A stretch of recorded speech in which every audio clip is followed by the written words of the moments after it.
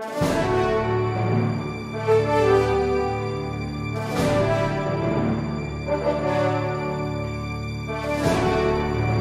talaga ho yun, kahit na bukas pupunta kayo sa bahay ko, doon ako tutulog. Pero alam po, pwede po kasing pinagamit sa inyo at pinabantayan. Hindi po. Ba? Okay. Hindi po, akin yun. Nung nagka-stroke po kayo, sino nag-alaga po sa inyo? Kung pwede ko lang po itanong. Yung matandang asawa ko. Yung asawa niyo po nag-ano sa inyo.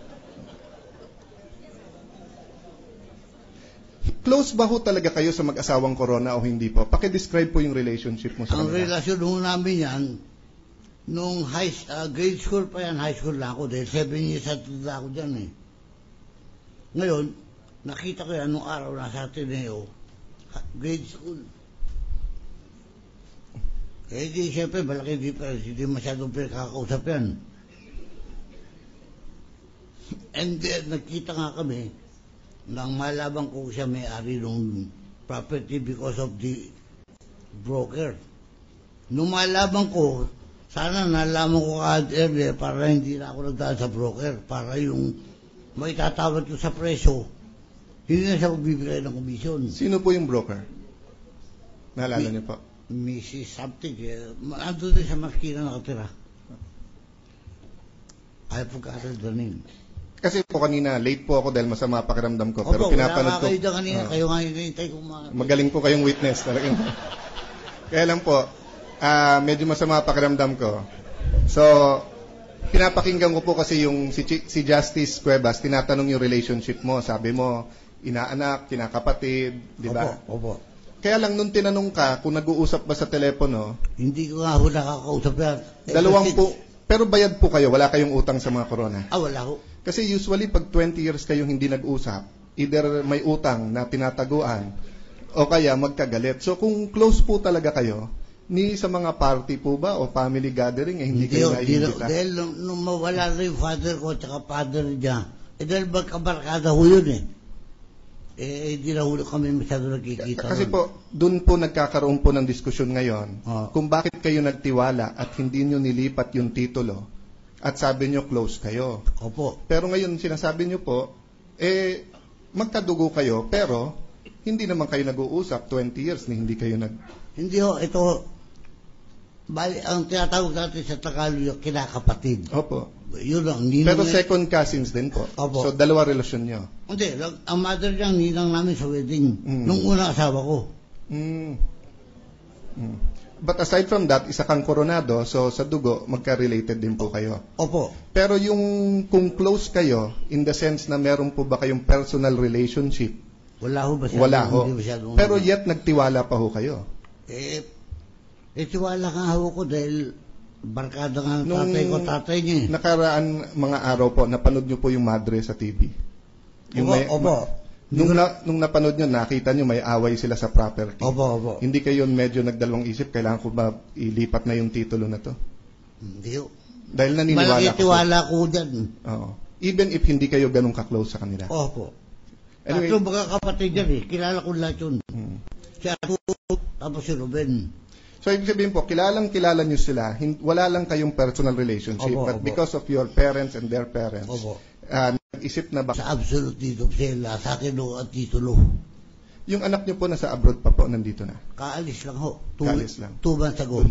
Dati nasa Dubai yun. Punta lang Bahrain. Ngayon nasa Kuwait.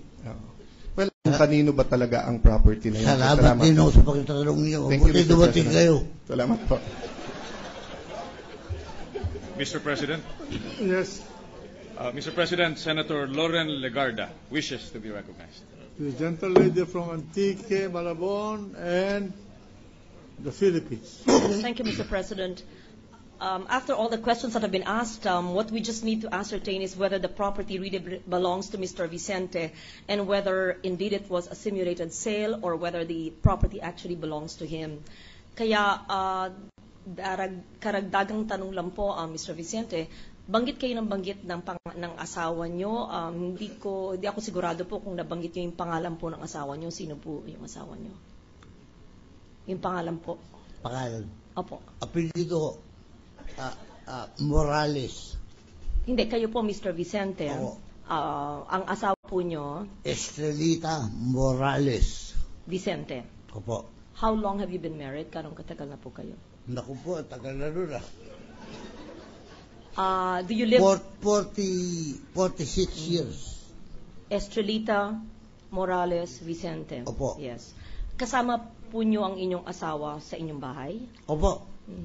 Siya lang ho, asawa ko Opo. sa bahay na yun. Mula po ba nung inyong pinatayo ang inyong bahay, ay kasama po nyo ang asawa nyo sa bahay nyo? Opo. Ganong katagal na po kayo sa bahay ninyo? 22 years na ho. Mula nung binili nyo yan mula Opo. kay Chief Justice Corona o Opo. sa kanyang pamilya.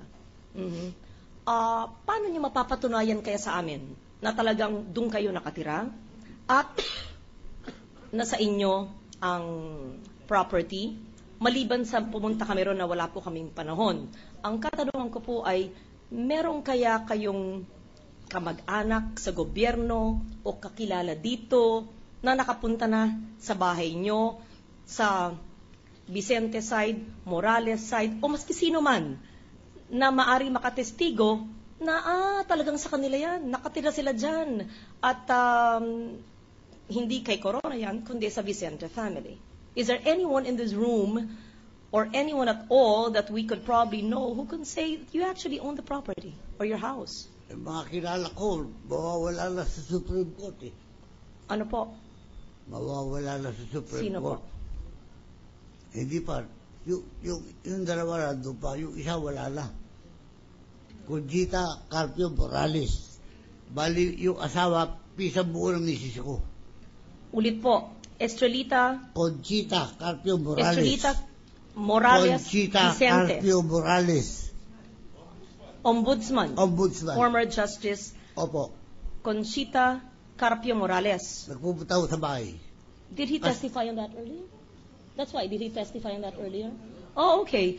So you're saying it for the first time. Okay. Because I went to the restroom Nagpupunta ko siya earlier. sa bahay ko. I see. Because- Ombudsman Conchita Carpio Morales is the second Of my- the Estrelita husband. The Morales husband. Opo. Vicente, ang Opo. asawa, because she's a Opo. Carpio. And she's been to your house? Yes. How many Once. times? Once. Once. She Once or knows twice that ago. you actually own your house and you Yes, live there. Yes. Is there anyone else? Justice Mhm. Del Castillo, who's now sick in the Asian Hospital. He's growing bonsai, and I'm growing bonsai also. And he's also been to your house po. Nagpunta Yes, na he's po. been to my house. So a former justice, now ombudsman, and another justice have been to your house. Yes. Nakita po kayong nakatira doon. Opo. At hindi kay Justice Corona yon. Opo. At kayo mag-asawa po ang nakatira doon for Opo. 22 years. Yun na po ang aking katanungan. Gusto ko lang pong malaman kung talaga pong kayo ang may-ari noon. Hindi po na sinususpetsahan namin kayo, just to be able to clarify all and put all the statements together. Yes. Salamat po. Salamat po, Mr. Vicente. Majority Floor Leader. Mr. President, Yes. there being no other senator judges to propound questions, may we move to discharge the witness? The witness is discharged. Thank you. Majority Floor Leader. Mr. President, we believe that the Chief Counsel for the Defense has a manifestation. The Chief Counsel for the defense. I was about to move for resetting, Your Honor, because it's already 6:40. Yes. Secondly, the witnesses whom we intend to present had already asked our permission to be able to leave, Your Honor. Yes. Majority Floor Leader. So, Mr. President, we have other matters. Yeah, proceed. Mr. President, on the participation of lawyers of Chief Justice Corona in the press conference alleging that some senator judges were offered 100 million pesos each to defy the TRO issued by the Supreme Court, the impeachment court required the defense counsel, particularly Attorney Jose M. Roy III, to cite the source of their information and the names of the senator judges offered. Attorney Jose M. Roy III was cited for indirect contempt yesterday, and the penalty to be imposed was discussed in caucus. the impeachment court is now ready to rule, Mr. President. Thank you. Well, the ruling of this court is as follows. In relation to